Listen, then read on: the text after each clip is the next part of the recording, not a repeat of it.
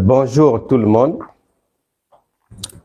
Bonjour, shalom à vous de partout.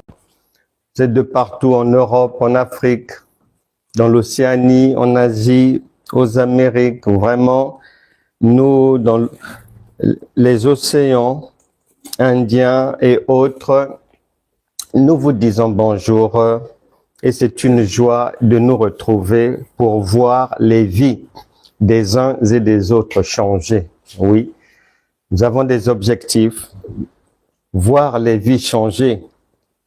Nous croyons que à travers ce repas, toutes difficultés vont partir, que le malade va être guéri, celui qui est harcelé, oppressé par les mauvais esprits sera délivré. Problème d'argent, endettement et tout ça là, le Saint-Esprit va se charger de s'en occuper. L'alcool, la drogue, tout ça là, ça sera réglé, nous le croyons, à condition, comme Jésus a dit, que celui qui a des oreilles pour entendre, entende bien. Bienvenue ma sœur Rose Grandin, sois bénie et je salue toutes les autres personnes qui vont se joindre à cette table du repas du Seigneur. Nous parlons aujourd'hui de ce que j'appelle régner par la foi. Régner par la foi.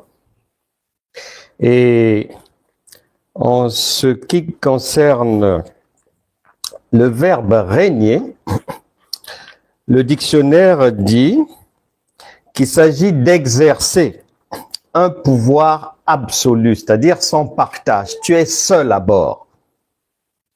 Un pouvoir absolu.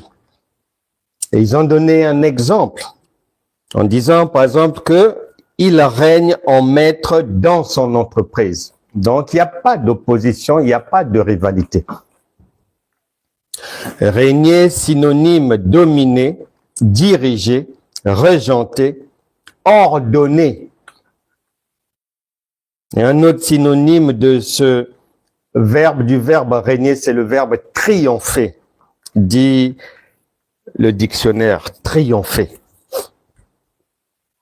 Alors, celui qui règne donc, il est seul sur le trône. Donc déjà, tout enfant de Dieu qui dit qu'il règne, qui prétend régner, à partir du moment où il se bat avec Satan dans sa vie, avec les démons, il n'est pas dans le règne. Déjà, selon les païens, selon le dictionnaire, déjà, quelqu'un qui prétend régner, que voilà, je suis en Christ, je règne, nous sommes la tête et non la queue et tout. Bon, tout ce que tu dis là, est-ce que ça correspond avec ta vie réelle, oui ou non? Mais en général, c'est non.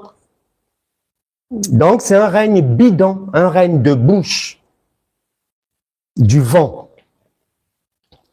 Nous parlons de régner par la foi. La foi, la définition. Hébreux chapitre 11, verset 1. La foi est une ferme assurance des choses que l'on espère. Ok. Ça, c'est la définition brandie par tout le monde. Mais, plus tu vas grandir dans les enseignements, dans la compréhension, dans l'interprétation de la parole, tu vas venir comprendre que dans cette phrase-là, la partie la plus importante, c'est pas la première, c'est celle qui vient après. Une démonstration. C'est là où ça devient important parce que démontrer veut dire tu apportes les preuves, tu parles aux gens, tu expliques, tu prends le tableau, tu expliques comment tu fais pour croire que Dieu peut te guérir du cancer, des myomes, des fibromes. Sur quelle base?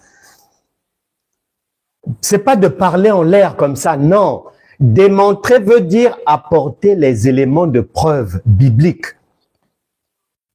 Donc, ça nécessite une connaissance. Et lorsque tu vas emmagasiner cette connaissance-là, tu vas venir découvrir que la foi, en réalité, c'est la première partie d'Hébreux 11:1, c'est le commencement seulement. Et dans la suite des temps, plus tu vas emmagasiner de la connaissance, de la compréhension, mieux comprendre l'interprétation des Écritures, tu vas venir comprendre que la foi, c'est Galates chapitre 3, versets 22 à 23, plus Galates chapitre 1, versets 22 à 23 encore, plus Actes des Apôtres chapitre 22, verset 8, plus Romains chapitre 13, verset 14, là, c'est-à-dire que ces écritures-là vont venir te donner l'interprétation d'Hébreux chapitre 11, verset 1, et quand tu vas aligner ces écritures, eh ben, c'est comme si à la surface de l'eau, tu vas voir apparaître Jésus de Nazareth. Donc, la foi, c'est Jésus de Nazareth. Maintenant, ce Jésus-là n'est pas égoïste. Il est venu travailler pour toi. Et quand il a fini de faire le travail, puisque c'est lui la foi, c'est lui Dieu, il dit en Jean chapitre 10, verset 34, que toi aussi, si tu l'as dans ta vie, vous êtes des dieux. Donc la foi, c'est la pratique de ta divinité. Maintenant, régner par la foi veut dire on règne en pratiquant sa divinité, son son divin au quotidien. Pas en chantant ou quoi, non, c'est du vent ça. Et je te précise, je te fais le rappel que chanter ne veut pas dire la foi. Danser ne veut pas dire la foi. Prier ne veut pas dire la foi. Jeûner ne veut pas dire la foi. La foi, c'est ce que l'on vient de mettre sur la table ensemble. C'est Jésus de Nazareth qui est Dieu, donc la divinité, qui est maintenant en toi pour être pratiqué. C'est ça la foi. C'est la pratique de ta divinité. Si tu ne la pratiques pas, si ça s'arrête des chansons dans les 4 murs de l'église ou dans les groupes chrétiens seulement, c'est 0, 0, 0, 0. La foi, c'est fait pour régner, c'est fait pour dominer, c'est fait pour marcher sur les serpents et les scorpions. Mais de quelle manière? On va voir cela. On va voir cela, de quelle manière? Éphésiens chapitre 3, versets 3 à 4. C'est par révélation que j'ai eu connaissance du mystère sur lequel je viens d'écrire en peu de mots. En les lisant, vous pouvez vous représenter l'intelligence que j'ai du mystère de Christ. Voilà. Donc la foi est un mystère à découvrir et ensuite à pratiquer. 2 Corinthiens chapitre 3 verset 2. 2 Corinthiens, non, 1 Corinthiens. 1 Corinthiens, chapitre 3 verset 2. Je vous ai donné du lait, virgule, non de la nourriture solide, car vous ne pouviez pas la supporter. Et vous ne la pouvez pas même à présent parce que vous êtes encore charnel, c'est-à-dire enfant, enfantin. Et l'Écriture dit que vous ne pouvez pas jusqu'à présent. Et en effet, lorsqu'on écoute, lorsqu'on observe, lorsqu'on essaie de voir les résultats que ça donne dans les vies des gens, eh ben, le compte n'y est pas. Les chrétiens, ça ne va pas. Le compte n'y est pas.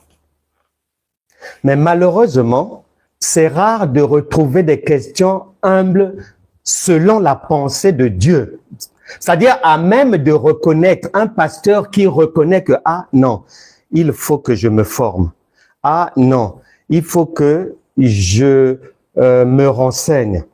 Ah non, il faut que j'arrête de faire ce que je faisais avant parce que c'est pour les enfants, que je donne des enseignements plus solides, de la nourriture solide.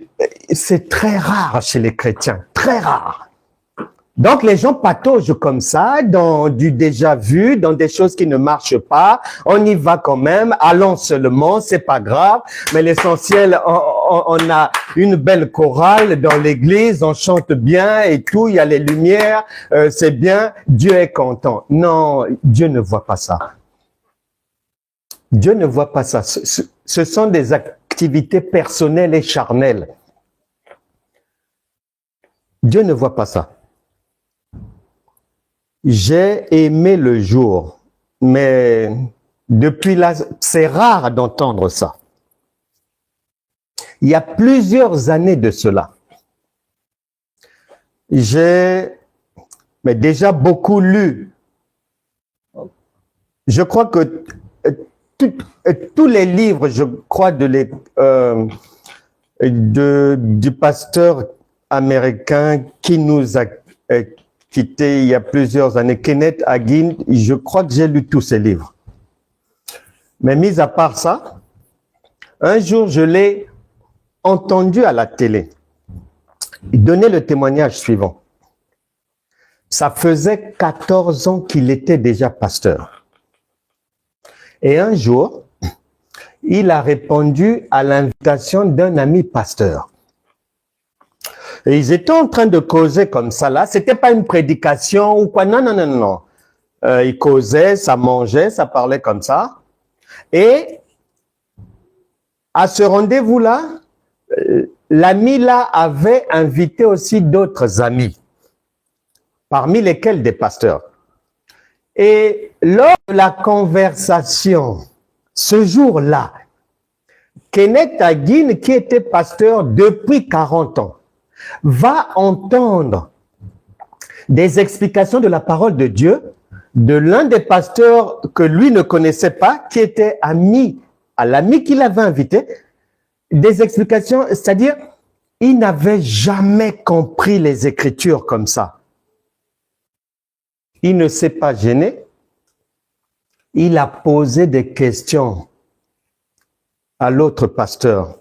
Il répondait, il a posé des questions, il répondait. Au fur et à mesure qu'il lui posait des questions, parce que quand tu avances quelque chose, il faut que tu sois à même d'expliquer ce que tu es en train de raconter là.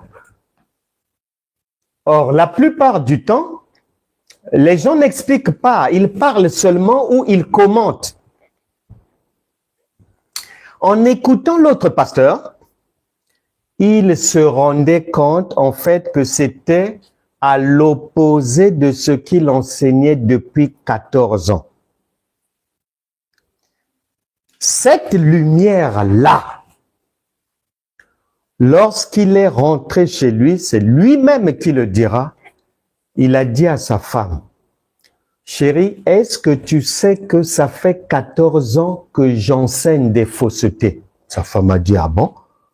Et il a expliqué à sa femme la journée qu'il avait passée, ce qu'il avait rencontré, l'autre pasteur, ce qu'il a entendu, il a expliqué. Ça, c'est quelque chose de très rare chez les chrétiens. Très, très rare. C'est pour ça que la plupart des chrétiens sont maudits. Ils ne sont pas honnêtes devant Dieu, en réalité. Devant les hommes, peut-être oui, mais devant les hommes, c'est du vent. C'est l'ombre seulement. Mais en réalité, c'est devant Dieu que ça se passe. La plupart des gens chrétiens ils sont pas honnêtes, ils sont malhonnêtes. Deuxième chose, il a encore fait quelque chose que les chrétiens n'ont pas l'habitude de faire, surtout quand ils ont déjà le titre de pasteur ou prophétesse, n'en parlons même pas. Elle est déjà au ciel, c'est bon. Il prendra tous les enseignements qu'il donnait là. Il a mis ça à la poubelle. Parce que la Bible dit, quand tu reçois la lumière, lorsqu'elle chasse les ténèbres, quand tu rentres dans la pièce, quand tu allumes, quand la lumière apparaît, les ténèbres disparaissent.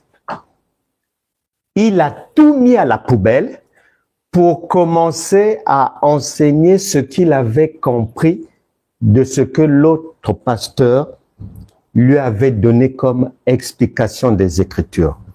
Et Kenneth Hagin a suivi ce chemin et il est dans le 20e et 21e siècle. Il va demeurer l'un des plus grands enseignants de la foi, mais il a commencé dans la fausseté.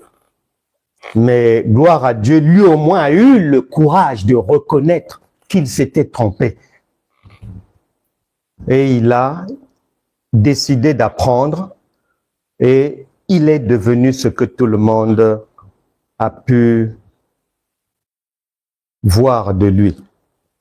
Et ça, chez les chrétiens, le chrétien, quand il est quelque part, même s'il reçoit une lumière comme Kenneth Hagin, quand il va aller chez lui, lundi, mardi et tout, c'est comme si tu chasses le naturel, ça revient au galop. Il va, c'est-à-dire les poubelles de 2012 qui sont dans la tête, il va maintenant venir mélanger, au lieu de mettre ça dehors et de retenir, marcher maintenant avec la nouvelle lumière. Non, non, non, non, non. Poireaux, tomates, chemise, chapeau, ciboulette, ail, fleurs, chou-fleur, tout. Il laisse. Ça ne peut pas marcher comme ça. Jésus a dit, tu ne peux pas mélanger. Tu ne peux pas mélanger les choses de la loi avec les choses de la foi. Tu ne peux pas. La loi, c'est-à-dire les jeûnes, les prières, pleurer comme ça, danser comme une folle, sauter comme un fou, gémir comme ça, donner soi-disant des sacrifices, bâtir soi-disant des autels, et ceci, cela. Ça sont les œuvres de la loi. Tu ne peux pas mélanger ça avec le mystère de Christ, la foi. La foi ne parle pas. La foi ne fait pas du bruit. La foi n'est pas visible. La foi ne branche pas à tout va. Non. Malheureusement, la plupart des chrétiens se nourrissent aux émotions. Ils pensent être en esprit, ils pensent être spirituels, mais ils ne savent pas que tout le cirque qu'ils font là, il n'y a rien de spirituel dedans, il n'y a rien. Nous devons éviter cela. La montre de la vie tourne. Le nombre de jours sur terre sont comptés. Plus tôt tu prends conscience et tu mets de l'ordre dans ta vie, dans tes pensées, dans tes pratiques, mieux ça sera pour toi. Plus tu tardes, la perdante, le perdant, c'est toi-même et tes enfants. Jésus a dit que celui qui a des oreilles pour entendre, qu'il entende bien. Marc chapitre 2. Marc chapitre 2. Marc chapitre 2, verset 15. On va prendre au verset 16 pour aller vite. Les scribes et les pharisiens, le voyant manger avec les publicains, on parle du Seigneur Jésus, bien sûr, et les gens de mauvaise vie, dirent à ses disciples, pourquoi mange-t-il et boit-il pendant que toi tu es en jeûne? Ici, on mange. Et la Bible t'a déjà dit que le royaume de Dieu, ce n'est pas le manger et le boire. On te l'a déjà dit. C'est écrit noir sur blanc. Tu veux maintenant mélanger les histoires de manger, ne pas manger, avec le royaume de Dieu, avec la foi. Non. Et c'est pour ça que beaucoup de chrétiens souffrent. Verset 17. Ce que Jésus ayant entendu, il leur dit, deux points. Ce ne sont pas ceux qui se portent bien qui ont besoin de médecins, virgule, mais les malades. Je ne suis pas venu appeler des justes, mais des pécheurs. N'oublie jamais. Ça, c'est une médecine par excellence. De bout en bout, Jésus est un médecin. Il s'appelle lui-même médecin. Et les Écritures te disent, la nature elle-même ne vous enseigne-t-elle pas? Ce qui veut dire, pour que tu comprennes ce que Jésus dit là, vraiment, tu es obligé de retrouver ces paroles-là dans la nature. Tout enseignement où le pasteur, la femme de Dieu, l'ancien, la diaconesse, le diacre, ne fait pas un passage dans la nature, non. Non, c'est pas un enseignement. Non, c'est un enseignement inachevé. Il va manquer quelque chose. Obligatoirement, tu dois aller dans la nature. Pourquoi? Parce que tout ce que Dieu dit se trouve dans la nature. La Bible déclare que Dieu avait achevé toutes ses œuvres le 6e jour, dans le livre de Genèse, et le 7e jour, le jour du sabbat. Jésus, quand il vient, il dit que tout est déjà accompli, ce qui veut dire que Dieu a achevé toutes ses œuvres. Ça veut dire, de Genèse chapitre 1, verset 1, à Apocalypse chapitre 22, verset 21, tout ce que tu as là, ça existe dans la nature. Peu importe le nom que tu vas trouver là, que ça soit serpent, que ça soit hippopotame, que ça soit le dragon, que ça soit la femme enceinte, tout ça là, Dieu a déjà achevé, ça se trouve dans la nature. Pour comprendre Marc chapitre 2, versets 16 à 17, tu es obligé d'aller dans la nature. Tout est dans la nature. Même si moi-même, même si toi, on ne peut pas tout comprendre, mais les Écritures expliquent qu'il te suffit de faire une course à la connaissance pour aller emmagasiner même le 10e seulement de ce qui est là. Une dîme de la connaissance, c'est tout ce qui est demandé. Cette dîme-là, tu vas régner par la foi avec cette dîme. Elle est suffisante. On ne demande pas de tout connaître, mais même une dîme de connaissance. Dans la nature, ce que Jésus vient de dire, tu retrouves ça à l'hôpital. Il dit que le médecin, c'est pas pour les gens qui sont bien portants, mais c'est pour ceux qui sont malades. Et il en parle sous l'aspect de pécheur. Ok, d'accord. Maintenant, à l'hôpital, attention, quand Jésus parle de médecin, il te résume le fonctionnement de l'hôpital. À l'hôpital, si tu as mal aux pieds,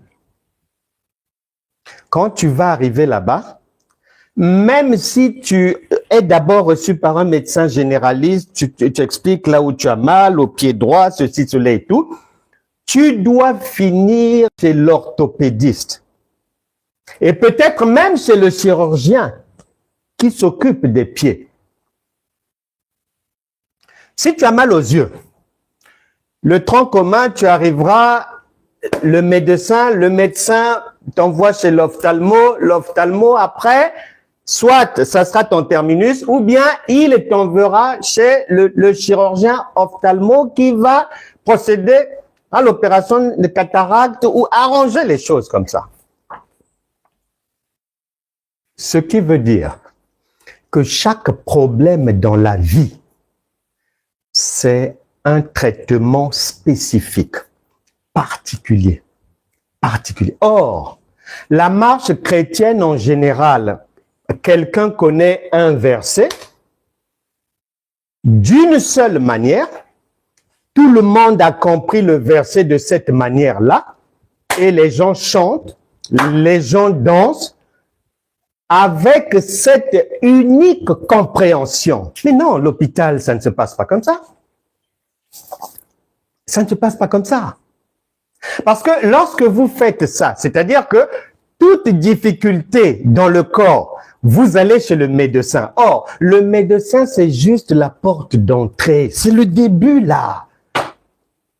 C'est juste la porte d'entrée. Lui, il est chargé après de t'orienter, soit vers le kiné, soit vers le pédiatre avec l'enfant, soit l'ophtalmo et tout. Et c'est là où maintenant, pour comprendre cette médecine, il te faut l'interprétation. Sinon, tu ne peux pas comprendre.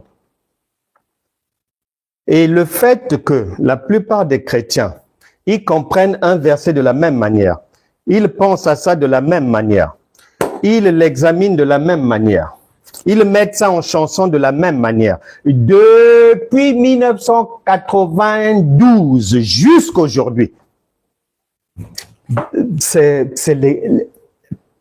plus que la folie, l'égarement total.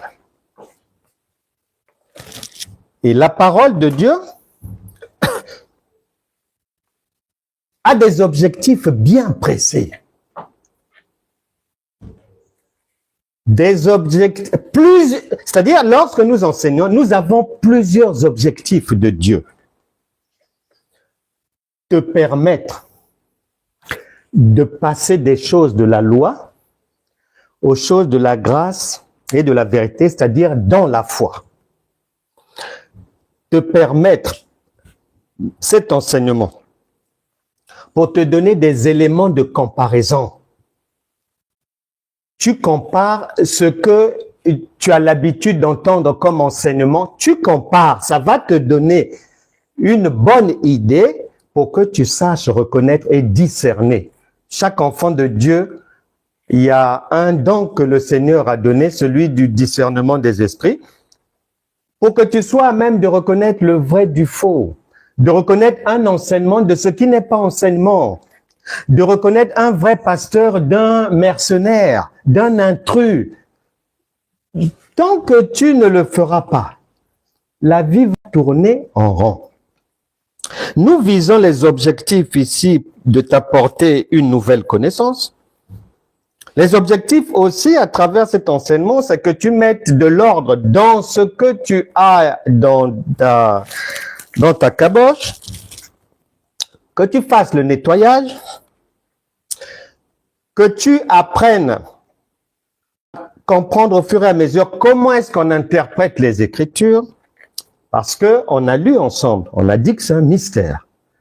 Un mystère, c'est quelque chose que tout le monde ne peut pas comprendre. Non, c'est pas vrai. Et c'est pas visible comme ça, non. L'objectif, mais aussi, c'est de te faire grandir dans la parole et que tu comprennes que la foi, elle a 3 niveaux. Au premier niveau, le rez-de-chaussée où tout le monde peut accéder, c'est la compréhension de la lettre. C'est-à-dire, quand tu lis le verset, ce que tu comprends, ça c'est le premier niveau de la foi. On appelle ça le lait. C'est pour tout le monde. Même un égaré, il va comprendre. Une personne maudite, elle va comprendre. Une personne qui vit dans le péché va comprendre. Même un païen, il vient, il lit le verset, il va comprendre comme toi aussi tu as compris. Ça c'est le lait. L'apôtre Paul explique qu'il y a un deuxième niveau, la nourriture solide. Et ensuite, il y a un troisième niveau où il faut répondre aux questions difficiles. La grâce, c'est-à-dire ces 3 niveaux-là. Jean chapitre 1, verset 17 dit, la loi est venue par Moïse. C'est le lait, c'est le premier niveau. On te dit ensuite que mais la grâce et la vérité.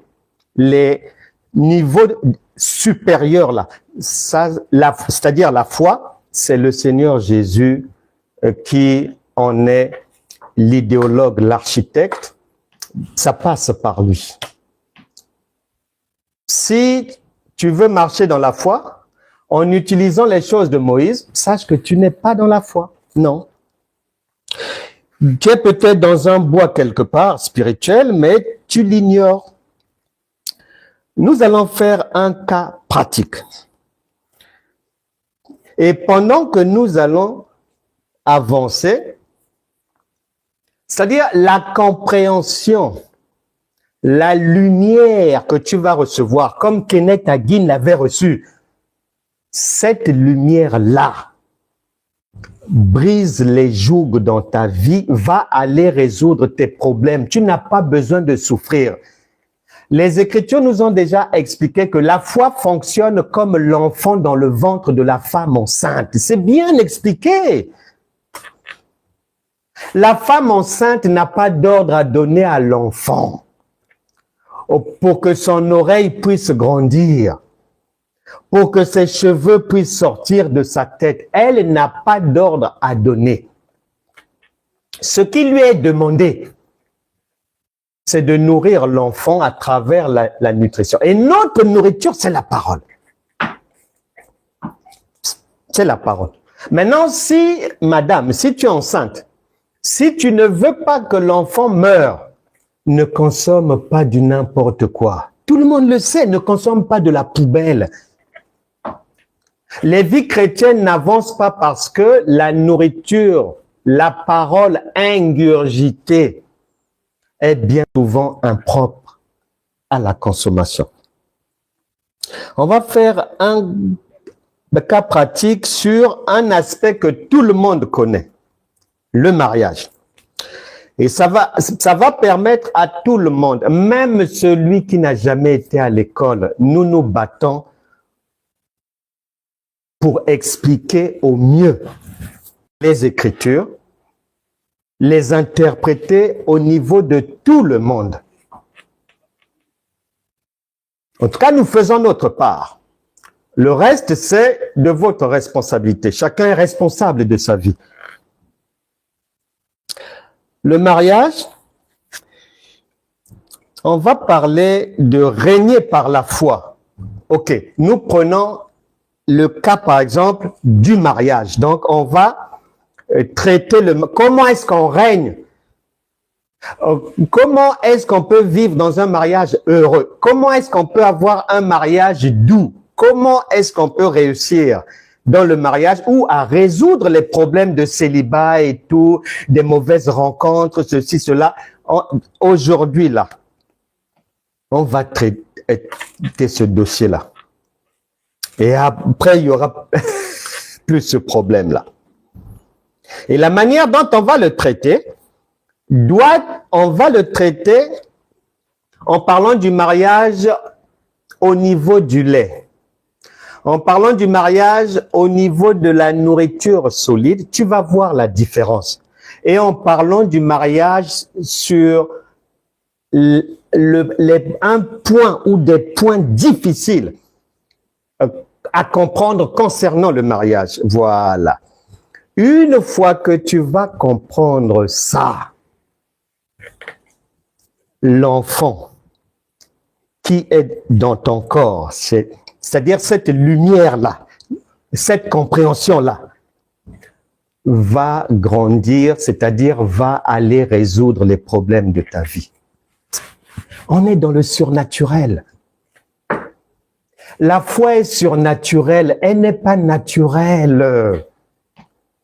Les gens veulent marcher par la foi, mais sur des activités, des choses naturelles, charnelles. Mais non, c'est pas ça. La foi commence par la connaissance. Soit tu l'as, soit tu ne l'as pas. Mais si tu ne l'as pas, faites tout pour l'avoir. 2 Pierre chapitre 1 verset 5. Faites tous vos efforts pour joindre à votre foi la connaissance. Pourquoi? Parce que c'est lié. C'est lié. On va parler du mariage d'abord au niveau de la compréhension du niveau du lait du mariage. Cette compréhension-là, on l'appelle aussi au niveau de ce que la doctrine dit en ce qui concerne le mariage. Et on va prendre cette compréhension, par exemple, mais il est dit en Matthieu chapitre 19, versets 6 à 5. Ainsi, non, 5 à 6. C'est pourquoi l'homme quittera son père et sa mère et s'attachera à sa femme et les deux deviendront une seule chair. Ainsi, ils ne sont plus deux, mais ils sont une seule chair. Problème de célibat, de mariage, que ça soit dans le foyer ou à l'entrée du foyer, tout ça là, ça va être résolu aujourd'hui parce que tu vas comprendre. Une fois que tu vas comprendre, tu n'as plus d'effort à faire parce que le médicament, quand il rentre dans ton corps, tu n'as pas d'ordre à lui donner. Il sait ce pourquoi tu as pris l'antibiotique. Et la parole, quand tu vas la comprendre, elle sait ce pourquoi tu as cherché à la comprendre. La Bible déclare par le prophète Ésaïe que cette parole que tu vas entendre là, elle ne peut pas revenir sans avoir atteint les objectifs pour lesquels je l'envoie dans ta vie. Donc ici, n'importe qui peut comprendre les deux versets que nous venons de lire au sujet du mariage. Maintenant, cette compréhension-là, n'importe qui peut comprendre. Et le païen, et celui qui n'a pas été à l'école, et celui qui a été à l'école 2 ans, et le super instruit, et le bac plus 1000, et l'autodidacte. Tout le monde peut comprendre ce que nous venons de lire là. Le drame, c'est que la plupart des chrétiens et des prédicateurs s'arrêtent au lait là. Or, 2 Corinthiens chapitre 3 viennent te dire, attention, ce que tu lis là, ce que tu as compris, ça ne peut pas t'aider. Si tu restes sur cette compréhension. 2 Corinthiens chapitre 3, verset 6. Il nous a aussi rendus capables d'être ministres d'une nouvelle alliance, non de la lettre. Nous sommes dans une nouvelle alliance. Nous ne sommes pas dans la lettre. Ce qu'on vient de lire là, c'est la lettre. Mais de l'esprit, car la lettre tue, mais l'esprit vivifie. C'est-à-dire, la compréhension que tu as là, de tout le monde là, du niveau du lait, ne peut pas enlever le cancer dans ton corps. Ne peut pas te permettre d'arrêter la drogue. Même si tu pries, même si tu jeûnes, tant que c'est cette compréhension-là, que même un rat qui passe dans la rue comprend, s'il l'entend. Ici, on a dit, attention, c'est bien ce que tu as lu, c'est bien ce que tu as compris, mais c'est pour les enfants. Or, un enfant, faut toujours l'aider. Donc, toi, quand tu as compris que non, il s'agit de hommes et femmes qui doivent se marier, que c'est la volonté de Dieu, ceci, cela, quand tu as compris ça comme ça, tu te dis, bon, c'est bon, j'ai tout compris sur le mariage. Or, cette compréhension des enfants, bon, et tu veux te marier avec cette compréhension. C'est une compréhension du lait, c'est pour les enfants. Où est-ce que tu as vu un enfant se marier sur terre? Tu as déjà vu un enfant de 8 ans à la mairie. Quelle mairie? Et de quel pays? Donc, tu as une compréhension de l'enfant de 8 ans et tu veux rentrer dans le mariage. Ici, on a dit non. Tu dois aller plus loin parce que le niveau de compréhension là, c'est la doctrine seulement. C'est pas l'esprit. Ça ne t'aidera pas. Ça ne donne pas la vie. Ça ne guérit pas le cancer. Ça ne ramène pas un mari qui a fugué à la maison. Ça ne va pas te permettre d'arrêter l'alcool. Mais combien de chrétiens fument? Il y en a beaucoup. Il y a même des pasteurs qui fument. Ils ont essayé d'arrêter, ça ne marche pas. Ils ont essayé, ça ne marche pas. Après, ils disent, ah, bon, le jour où Dieu voudra m'en délivrer, je laisse Dieu faire. Mais ils continuent à fumer. Tout simplement, ça ne marche pas parce que il est au niveau du lait. C'est encore un enfant dans les Écritures. C'est encore un enfant. Et on nous fait comprendre que Dieu parle toujours en parabole. Et ajouté à cela, Jean chapitre 6 dit ceci. Jean chapitre 6 dit, verset 63, c'est l'esprit qui vivifie, c'est-à-dire c'est la compréhension spirituelle mise en pratique qui donne des résultats. La chair ne sert de rien. Les paroles que je vous ai dites sont esprit et vie. Il s'agit de quelles paroles? Mais c'est pas ce que tu as lu là. Puisque 2 Corinthiens chapitre 3 verset 6, tu as déjà dit que non, ce que tu as lu là, c'est la lettre. Ça ne donne pas la vie. Ici, on vient dire qu'il y a des paroles qui sont esprit et vie. Donc, nous allons aller rechercher ces paroles-là qui sont esprit et vie en ce qui concerne le mariage. Et une fois qu'on a cette compréhension-là, que l'Écriture appelle la nourriture solide, c'est-à-dire on monte d'un étage, on monte d'un cap, on laisse le rez-de-chaussée des chrétiens, on les laisse là-bas. Nous montons vers la montagne et là, on va monter, on va maintenant rentrer dans l'interprétation de ce verset qui va te permettre d'avoir la révélation.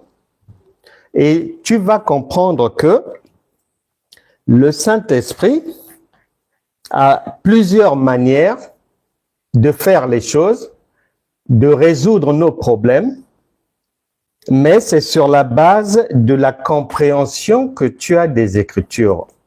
Nous passons à l'interprétation et à la révélation.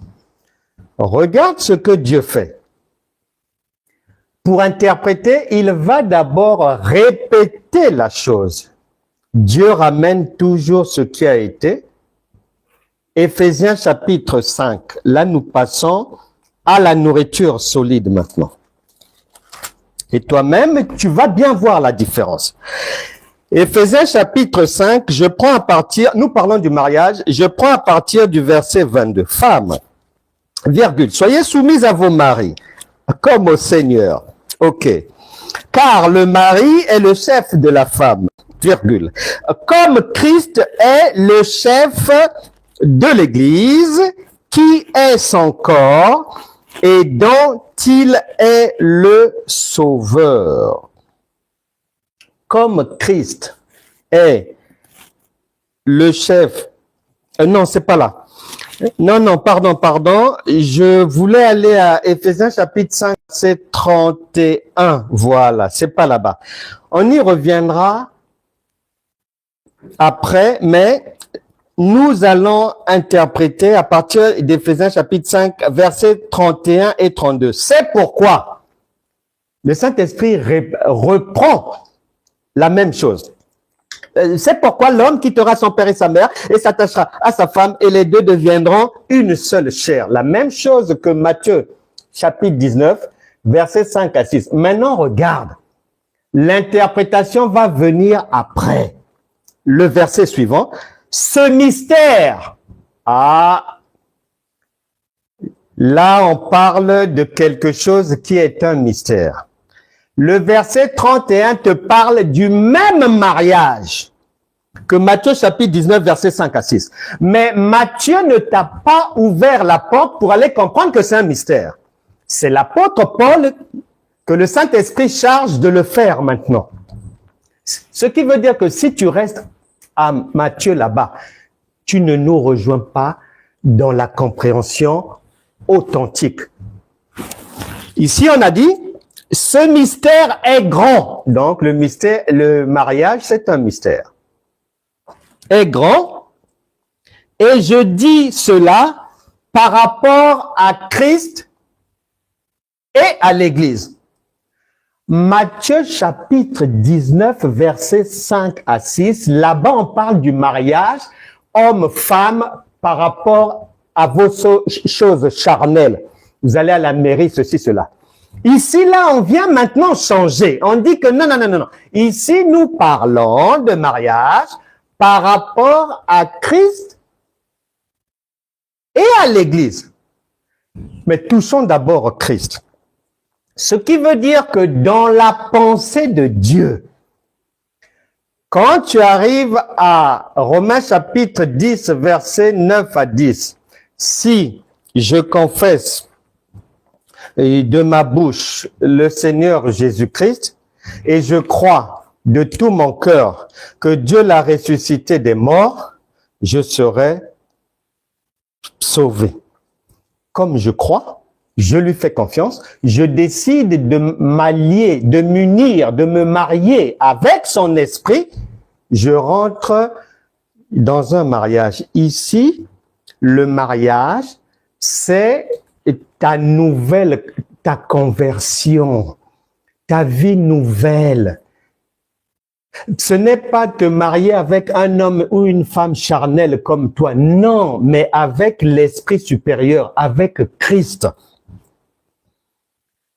C'est donc un mariage. Qui dit mariage avec Christ, cela veut dire maintenant, puisque la femme mariée, elle entre en ménage avec un homme, ce qui veut dire que ici, le mariage a le sens de maison. Tu entres dans une maison d'un homme où tu auras la protection. Et tu vas mieux encore comprendre cela lorsque tu fais la suite à Jean chapitre 15, verset 7. Si vous demeurez en moi, c'est-à-dire demeurer, une demeure, c'est une maison. Donc, si vous habitez en moi, donc vous êtes mariés avec moi. Et ça donne quoi? Et que mes paroles demeurent en vous, demandez ce que vous voudrez et cela vous sera accordé. Ici, le mariage, c'est entrer en ménage avec quelqu'un dans sa maison. N'est-ce pas qu'un mari s'occupe de sa femme? N'est-ce pas qu'un mari peut demander, une femme peut demander des choses à son mari? Ici, le mari dit, ben, une fois qu'on est ensemble, une fois que tu viens dans ma maison, eh ben, tu demandes ce que tu veux. Une fois que tu es sous la protection de ma maison, il n'y a pas de problème. Tu demanderas ce que tu veux.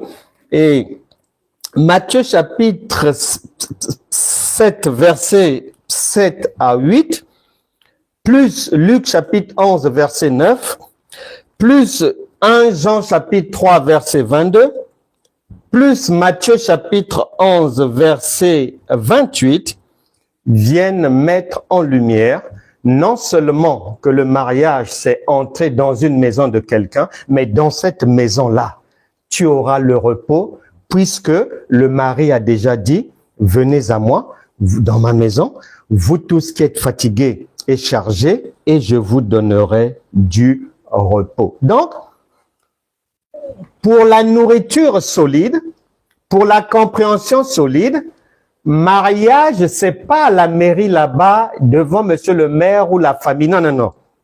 C'est avec le Seigneur, avec l'Esprit du Seigneur. Et ce mariage est un mystère. Et c'est ce que nous sommes en train de révéler. Et ce sont ces choses que tu dois comprendre.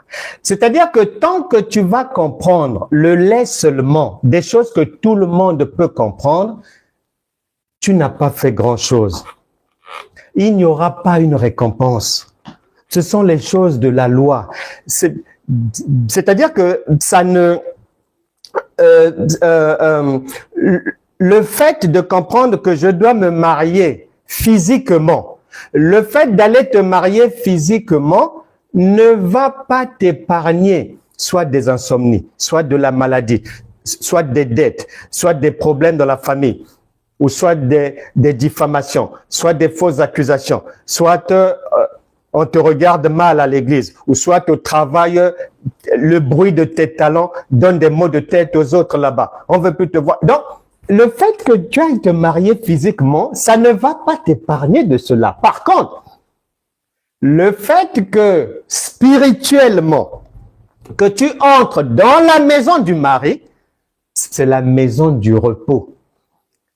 C'est pour cela que un chrétien ne doit pas s'arrêter seulement à Matthieu chapitre 19, versets 5 à 6, qui est le lait, mais il doit aussi creuser son puits, creuser son gisement pour trouver des perles précieuses et aller dans la nourriture solide.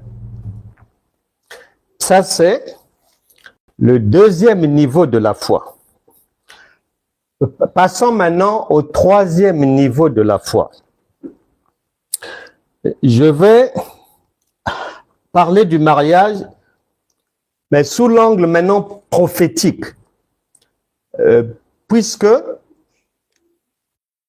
celui qui enseigne, le Saint-Esprit lui donne la capacité et le pouvoir, en fonction de son niveau de connaissance, d'enseigner par la connaissance, d'enseigner par la doctrine, d'enseigner par la prophétie et d'enseigner par la révélation. Et normalement, dans un enseignement, on touche à tous ces aspects-là pour que la sauce qu'on est en train de faire là soit bien relevée. Il y a des aubergines, il y a de l'ail, il y a l'oignon, poireau, persil, curcuma. Il y a tout ça là. On veille à ça. C'est à toi d'être attentive, attentif. C'est pour ça qu'il faut réécouter. Si quelque chose t'a échappé, assois-toi, réécoute. Ne laisse rien passer comme ça. C'est la vie qui risque de te passer sous le nez. Un mot, une phrase apporte un éclairage qui va te faire gagner 10 ans, 15 ans. N'oublie jamais que le roi Ézéchias, en une journée, il a récupéré 15 ans de vie. Et tu crois que ça ne se fait plus? Ah non, jusqu'aujourd'hui, ça se fait. Jusqu'aujourd'hui, ça se fait. Il y a des gens, la société avait déjà planifié, comme ils doivent restructurer, ils doivent envoyer une partie du personnel, on doit les congédier. On doit se séparer d'eux. Ton nom était déjà sur la liste. Mais en fonction de ton degré, de ton niveau de connaissance, de compréhension des Écritures et de réception de la lumière, cette lumière-là va aller toucher le cœur d'un directeur qui va dire aux autres, ah, non, on dirait que vaut mieux quand... Non, la dame qui a l'habitude de mettre des foulards verts là, non, vaut mieux qu'on l'envoie elle dehors. Mais gardons la petite dame qui est silencieuse là, mais qui fait bien son travail, gardons-la. Et parfois, tu vas travailler 15 ans de plus jusqu'à aller à la retraite. Mais toi-même, tu ne sais pas comment ça s'est passé. Toi-même, tu ne sais pas que ton nom était sur la liste initiale des gens à virer. Mais n'oublie jamais que nous sommes dans un domaine spirituel. Les choses se passent en esprit. Ce n'est pas par la chair, ce n'est pas par le bruit, non. Le bruit, c'est quand on est enfant, le tintamarre, le bruit, chanter, sauter, ci, cela. C'est pas mauvais. Même quand on est adulte, on peut le faire, mais vaut mieux le faire, vaut mieux chanter, danser lorsque tu connais des choses qui donnent du résultat concret dans ta vie. Nous passons au troisième niveau pour toucher un aspect difficile. Nous parlons donc toujours du mariage. Ruth chapitre 1. Ruth chapitre 1 verset 9. Plus 1 Roi chapitre 8 verset 13.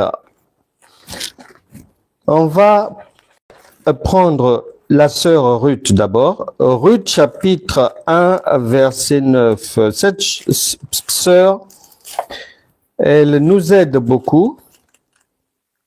Elle connaît beaucoup de choses, donc elle va nous permettre de mieux comprendre un troisième sens, une troisième pensée de Dieu en ce qui concerne ce que Dieu appelle mariage. Ruth chapitre 1 verset 9, il est dit ceci: que l'Éternel vous fasse trouver à chacune du repos dans la maison d'un mari. Et elle les baisa, point. Elles élevèrent la voix et pleurèrent. Comme Dieu ne peut pas se contredire, comme tout ce que Dieu dit a un sens, comme Dieu ne peut pas nous faire tourner en rond ou répéter les mêmes choses sans but, on doit chercher à savoir cette maison-là. Puisque là-bas, on a trouvé une maison qui est Christ. Ici, là, c'est de quelle maison qu'il s'agit? Eh bien, c'est le roi Salomon qui va nous permettre de recevoir la lumière sur cette maison, ce qu'elle est en réalité ici dans la pensée de Dieu. 1 Roi chapitre 8, verset 13.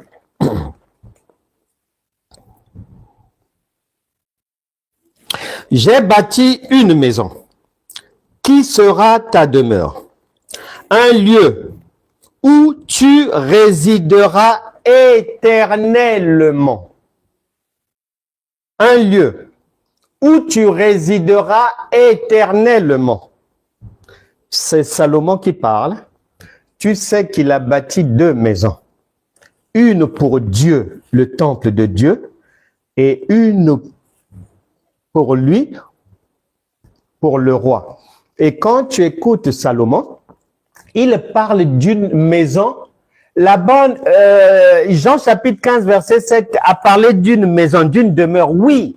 Mais ici, la nouvelle touche, c'est que cette maison n'a pas de fin. Elle est éternelle. Donc, le roi Salomon parle de l'Église. Il y a une pensée de Dieu qui considère le mariage comme étant ta rencontre avec le corps de Christ. Notre venue dans l'Église corps de Christ, c'est un mariage. Car la demeure qui est éternelle, c'est l'Église corps de Christ. Donc, ici, dans la pensée de Dieu, le mariage a le sens de rencontre avec l'Église. Ça a le sens de l'Église qui est une structure éternelle. Maintenant, la différence, c'est que, comme cette rencontre-là, avec ce nouveau mari, qui est un mari particulier, puisque je rentre dans une maison qui n'a pas de fin, qui est éternelle, eh bien, la Bible va venir te dire, si tu rentres dans une maison éternelle, mais c'est normal, c'est parce que nous recherchons la vie éternelle. Et la vie éternelle se trouve dans cette maison qui est l'église corps de Christ. Maintenant, l'apôtre Jean va venir t'apporter une autre lumière qui va t'indiquer pour que tu puisses, puisque tu as décidé d'entrer dans une maison qui est éternelle, pour avoir la vie aussi éternelle. Les conditions qui te sont données, c'est l'apôtre Jean que Dieu a chargé de nous les apporter. Jean chapitre 17, puisque nous venons à l'église, nous sommes à l'église pour rechercher la vie éternelle et y demeurer. Jean chapitre 17, verset 3 vient te dire, « Or, la vie éternelle, virgule, c'est qu'ils te connaissent, toi, le seul vrai Dieu, et celui que tu as envoyé, Jésus-Christ. » Donc, on revient à la foi. C'est la vie éternelle. C'est la connaissance de Jésus qui est le chef de son église, qui est le chef de cette maison. C'est lui. Et une fois que tu as cette compréhension-là, eh ben, en fait, soit si tu veux monter, tu montes à une autre compréhension du mariage dans la pensée de Dieu, mais tu as déjà ce qu'il faut pour que la compréhension que tu as eue aujourd'hui puisse, par la puissance du Saint-Esprit, aller résoudre les problèmes de ta vie, briser les jougs, te guérir, chasser la maladie de ton corps, chasser les myomes, les kystes et autres, parce que dans cette maison de la vie éternelle, il est dit.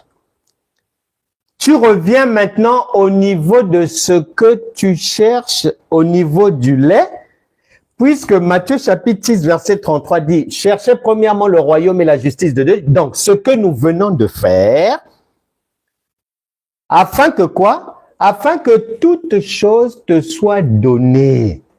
Le mariage, le travail, la fin des difficultés, c'est après avoir compris, après avoir eu l'interprétation de l'écriture, après avoir eu l'explication de la lettre dans laquelle il n'y avait pas la vie, que tu peux venir maintenant, Dieu n'oublie rien, il travaille à la perfection, il va maintenant venir te donner par la puissance du Saint-Esprit, la consolation, la délivrance, le travail, la bonne santé, le mariage. Et c'est sans que tu n'aies encore besoin de souffrir. C'est ta compréhension, c'est cette lumière-là, comme Kenneth Hagin avait compris, qui te qualifie pour recevoir le meilleur de Dieu. C'est pas quand tu vas faire du bruit, quand tu vas... Non, ça c'est pour les enfants. Les choses essentielles de la vie, les choses les plus importantes, il te faut la lumière. Et Jean a déjà dit, cette lumière qui est la vie éternelle, eh ben ça passe par la connaissance de Jésus. Bien-aimés dans le Seigneur, je vous encourage vraiment à poursuivre sur cette voie. Dieu ne peut pas se tromper. S'il dit que la vie éternelle, ça passe par la connaissance, et s'il dit que la foi, c'est la connaissance, et s'il dit que il faut d'abord que tu aies ça pour que toute chose te soit donnée, il ne peut pas mentir et c'est vrai. Maintenant, lorsqu'on est dans l'ignorance, lorsqu'on a une compréhension de la lettre, du lait, on va commettre beaucoup d'erreurs. Et c'est pour ça que les chrétiens se trompent beaucoup, quand bien même ils disent qu'ils jeûnent, ils prient, ceci, cela, ils se trompent beaucoup parce que tout ce qu'ils font là, soit ce sont les choses de la loi ou ce sont les choses de l'Égypte. C'est-à-dire, ils sont même pas dans la loi, ils sont dans l'esclavage en Égypte. Ou soit ils veulent mélanger et la loi et la foi de Jésus. Ça ne marchera pas. Ou soit ils pensent être dans la foi alors qu'ils sont dans la loi. Ça ne marchera pas. Ou soit tu cherches la solution à un problème qui ne peut être résolu que par le spirituel. Toi, tu cherches ça par la chair. Ça ne marchera pas. Et les chrétiens se trompent énormément. Pour finir, nous avons donc vu la compréhension du mariage selon la lettre, donc la doctrine. On a vu une nourriture solide en ce qui concerne la compréhension du mariage dans la pensée de Dieu qui est une maison du repos. Et nous avons vu prophétiquement que le mariage, c'est l'entrée dans une maison éternelle, donc l'Église.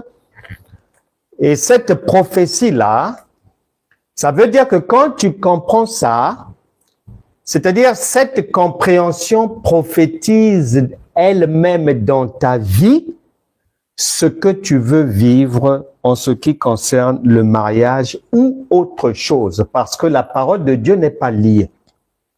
Ce que l'on vient de voir là, avec le cas pratique du mariage, sache que dans tous les domaines, tous les versets bibliques, c'est pareil.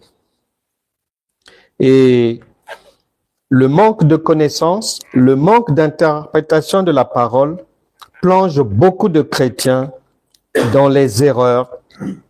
Exemple, il y a beaucoup de gens. Tu avais peut-être rêvé il y a plusieurs années. On est venu te remettre de l'argent. Tu as reçu de l'argent. Tu as reçu des chèques. Tu as reçu même des malles d'argent. 10 ans est passé, 15 ans est passé. Tu te demandes, tu accuses maintenant Dieu. Tu accuses mardi, c'est le diable. Mais vendredi, tu accuses ta grand-mère. Pourquoi tu n'as toujours pas d'argent? Tu attends le mois de décembre pour vraiment sortir toute l'énergie de ton corps pour aller égorger Satan lors de la nuit de la traversée pour qu'il lâche ton argent. Ma sœur, mon frère, la Bible déclare: pourquoi ne comprenez-vous pas mon langage? Jean chapitre 8, verset 43. La Bible déclare encore, Matthieu chapitre 22, verset 29, vous êtes dans l'erreur parce que vous ne comprenez ni les Écritures, ni la puissance de Dieu. Bien-aimé, cette histoire d'argent en rêve là, n'oublie pas, Jésus a demandé, cet argent-là, il y a l'effigie de qui dessus? Les gens disent c'est César. Jésus a dit, mais rendez à César ce qui est à César et à Dieu ce qui est à Dieu. Quand tu comprends les Écritures, l'argent de Dieu, c'est pas l'argent des hommes. Ésaïe chapitre 55, tu commences à partir du verset 1. Tu finis là-bas, tu vas à Job chapitre 22. Quand tu fais la jonction de ces deux, de ce que ces deux apôtres, prophètes, de ce que ces deux hommes de Dieu ont dit, eh bien, l'argent de Dieu, c'est la connaissance. Donc, les malles d'argent que tu avais rêvé là, toi, tu t'attends à l'argent des hommes. L'argent des hommes, pour Dieu, Lui, son argent, c'est la connaissance. Donc, ça veut dire que avant que tu ne puisses toucher cet argent des hommes, tu dois d'abord passer par l'argent de Dieu. C'est pour ça qu'il est dit, il y a l'argent de César et il y a l'argent de Dieu. Toi, maintenant, tu veux directement aller toucher l'argent de César dans la société. Ne comprenant pas que tu dois d'abord passer par la connaissance. Tu dois d'abord t'enrichir en Christ avant d'aller t'enrichir dans la société. Donc, beaucoup se sont même découragés, ceci, cela, accuse Dieu, accuse le diable, accuse Satan, se lève comme ça pour rien. C'est l'ignorance. Je prends un autre cas, la nudité. La nudité.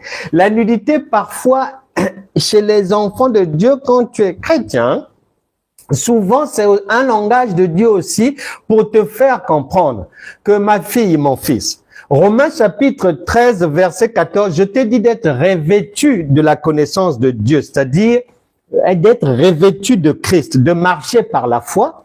Toi, tu marches par la chair. Toi, tu penses que prier, c'est la foi. Toi, donc, il te fait comprendre que non seulement tu ne comprends rien, tu n'as rien, tu es nu, tu ne mérites rien. Donc, attention à ce genre de rêve-là.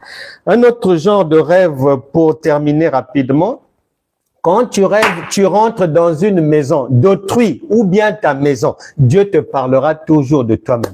Et tu te rends compte que il y a d'autres personnes qui occupent ta maison. Ou bien tu es étonné que ta maison soit vide, ceci, cela. Tout ça là veut dire qu'au niveau de la connaissance de Dieu, tu es vide si la maison est vide ou s'il y a des gens qui occupent ta maison, c'est que ce que tu appelles connaissance là, c'est la poubelle, c'est des choses à mettre dehors.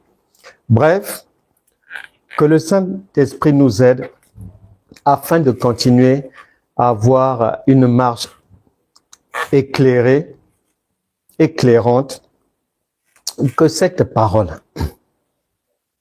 que tu as pu comprendre, que cette lumière, de la même manière que Kenneth Hagin, il y a plusieurs années, que cette parole, cette lumière puisse aller mettre en ordre toute ta vie. Que le mal te quitte, que la maladie quitte ton corps, que tout blocage quelque part, dans une administration, dans des démarches, quitte ta vie à partir de cette compréhension. Que plus rien ne soit comme avant dans ta vie. Que le changement, la lumière de Dieu sorte de ta vie, de ton corps, de ton âme, de ton esprit, de tes finances, de tes projets, de ton mariage, de ton foyer, de tes enfants. Tout ce qui est ténèbres au nom puissant de Jésus. Que tout rendez-vous et tout problème au tribunal, toute procédure, que ça soit contre toi ou que ça soit pour toi, c'est pareil. Romains chapitre 8, verset 28. Toute chose concourt au bien de ceux qui aiment Dieu. Ne pleure pas. Cette histoire-là se terminera en ta faveur. Ne t'occupe pas de ce que tes yeux peuvent voir ou que tes oreilles peuvent entendre. Ézéchias n'avait jamais entendu Dieu lui dire lui-même que je te rajoute 15 ans. Non, c'est un porte-parole, c'est une autre personne qui a apporté le message. Toi aussi, ta délivrance, ton secours, ne l'attends pas de la manière dont tu l'attends là. Non. C'est toujours la foi, si tu veux régner par la foi dans tous les domaines. N'oublie jamais qu'elle fonctionne comme l'enfant dans le ventre de la femme enceinte.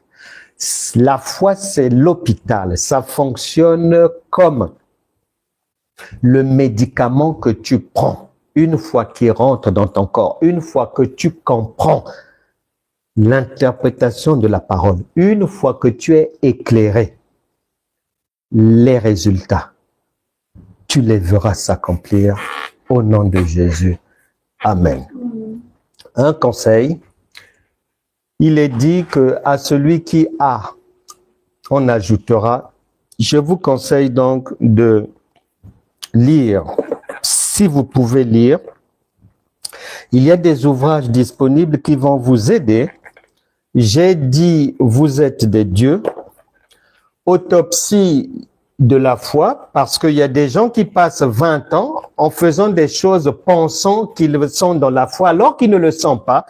Au lieu de perdre ton temps dans la vie, lis rapidement Autopsie de la foi, ça va te permettre de réajuster et de rejoindre le bon chemin, faire ce qu'il y a lieu de faire et non perdre ton temps dans le bois.